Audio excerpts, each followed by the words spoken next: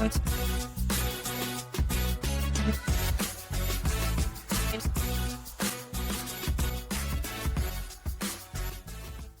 curious about this. You were using a term, I think you said practices, and I wrote down some notes around that. We're talking since then about values and principles and these sort of fundamentals. And I'm now churning on the notion of a habituated principle or values that are muscle memory, right? That are things that you can learn so they can be taught. And contrasting that with the systems of leadership that require memorization. And I actually think that boots on the ground, that's a pretty important observation, which is that these sort of complex systems like RACI models that need pyramids and diagrams and definitional sort of accuracy become impossible for the learner to fully digest and employ. As these habituated values, they really seem to be the thing that carries the skill of great leadership forward. Habits. And you said just a minute ago something else about personal skills, I think, which I think is right. I'm always coming a little bit from the virtue perspective, which is also a habituated value, but it's an intelligent habituation. So that's a little bit, you have still to understand the system. You still have to see what is a good decision, as I said, in a messy situation. And for that, you have to read the system. And then, of course, that's difficult. That I would love leaders to go. And it is this habituation. It is on the ground. It's a practice. And Barbara wrote about the profession. In the end, it's a profession. You brought the example of trust. You want to trust wisely, so you're not always trusting the same way. And I think you need that always. You also have the reflexivity of the person in it. So it's not only consistency, but choosing it in the right amount, in the right situation.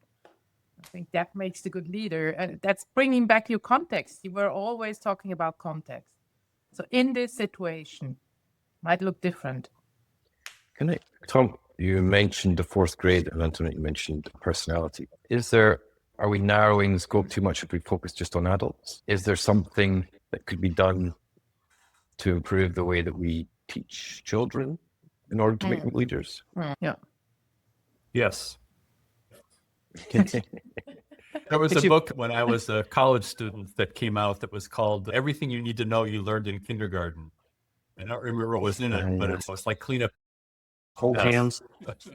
Yeah, I think it's extremely important. It's also a little bit frustrating. If you are not growing up in a caring, supporting environment, then that will always be one of the most difficult things for you to bring into a leadership position. And that's something which is haunting you your whole life. That is something you need to take into account as well.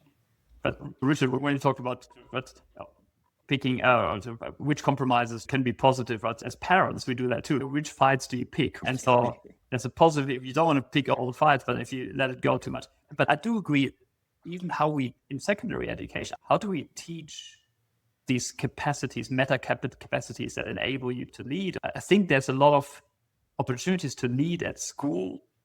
You're confronting a very structured system that may tell you, yes, you can lead here, but then you either have to fit into that system or not. It feeds into the organizational systems that we have as well, but it's not helpful for developing leadership early on. So if one of the problems is that popular culture, say films and our political scene, teach people to equate leadership with power, and that's a problem, then maybe the thing we teach children is that leadership isn't power, it's service and accountability, or whatever we decide the right phrase. So in other words, work in the opposition to that sort of popular cultural definition.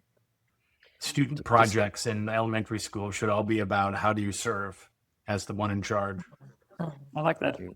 We are falling apart as a society because we're not able to cooperate in or look for the common good. So I think that would be the other thing I find really important.